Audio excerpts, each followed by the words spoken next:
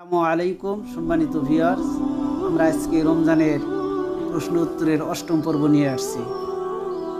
সিয়াসাত্তা কি? বহু ব্যক্তি হাদিস সংগ্রহ ও সংকলন করেছেন, এর মধ্যে 6টি সংকলন খ্যাত, এগুলোকে সিয়াসাত্তা বলে।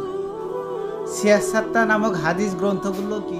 বুখারী শরীফ, মুসলিম শরীফ, আবু দাউদ শরীফ, তিরমিজি শরীফ, নাসাই শরীফ, ইবনে মাজাহ। পুরুষের মধ্যে সবচাইতে বেশি হাদিস বর্ণনা করেছেন কি?